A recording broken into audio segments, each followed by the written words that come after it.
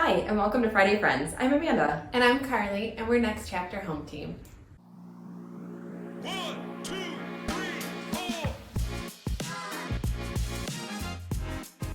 Here with Ron Erdmann with Benchmark Mortgage. Thank you for joining us, Ron. Thank you. Ron, tell us a little bit about your history in the business. I've been in this business 45 years.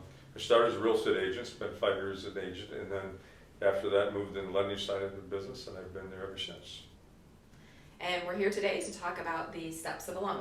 When it comes to getting a loan, there's steps involved with that. First is verifying the income and assets, then securing homeowners insurance, getting an appraisal done on the property, the title search to be sure it's clear title, and then underwriting to get it approved and then get it clear to close. Tell us a little bit about what's involved with the income and assets verification. And I look at what somebody's done for the last 2 years, at a minimum. And again, say somebody, for example, somebody was a student in college. Sometimes I can tie what they did as college together with what they maybe been doing for the last 6 or 8 months, and then we get 2 years of verification that way. Okay. So it really depends on everybody's situation is a little different, but that's important. So starting out the right way and getting somebody fully approved. What are some of the assets that are considered in helping to approve for a particular amount? A client may have money in the bank in a checking savings account. It could be an IRA, it could be a 401k. And again, you can take money out of your IRA if you need to do that. And people say, well, geez, I don't want to do that because I might have a tax ramification of doing that. You actually can take it out and put it back in. So again, there's a lot of different ways. It's all about structuring the loan the right way when it comes to assets. So once you've verified their income and their assets, the next thing we do is? Get homeowners insurance on the property. And again, that's once they select the property. Obviously, you call it insurance agent. Today's process is a little bit longer than it used to take. Today, they look at credit scores like we do on mortgages. They look at the home. Has there been other claims on the home? So they spend a lot more time going through that process than they used to. Used to be able to get on the way to closing if you really needed to. But today, with we have to show that somebody can afford the property. The underwriter has to sign off on the total payment. The ability to repay is what they call it. They came part of his TRID. So again, the underwriter has to sign off on the total payment, so we have exactly what the homeowner's insurance is going to be. Next would be the appraisal on the home. Okay. Obviously, we're going to send an appraiser out to take a look at the home. In some cases, we get appraisal waivers. Don't always have to do an appraisal, but again, the client always has the option: do you want an appraisal done or not?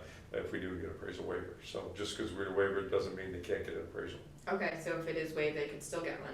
Yes. But for most properties, you're doing appraisals. Yes, we are. And again, the appraisal we do will depend also on the kind of loan we do.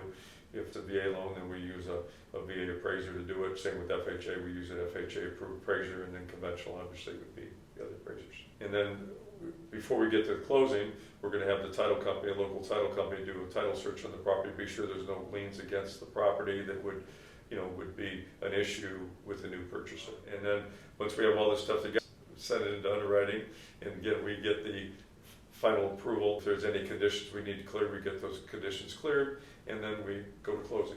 What are some conditions that come up in underwriting? And what is the underwriter actually doing?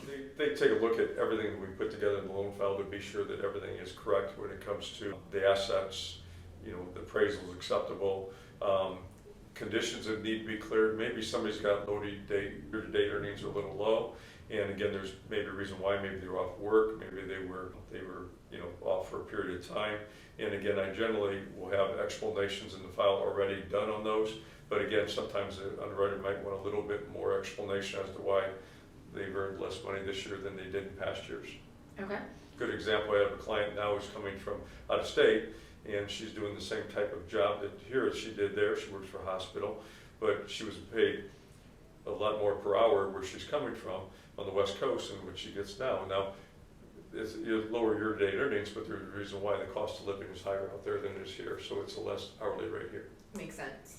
Those kind of things can come up. And once the underwriter says everything looks good, then what do? We're clear to close, and we go to closing. And you get the house, and everybody gets to go home and with a smile on their face. So. Which is the best part. That's best right. Part. Yeah. Absolutely. So.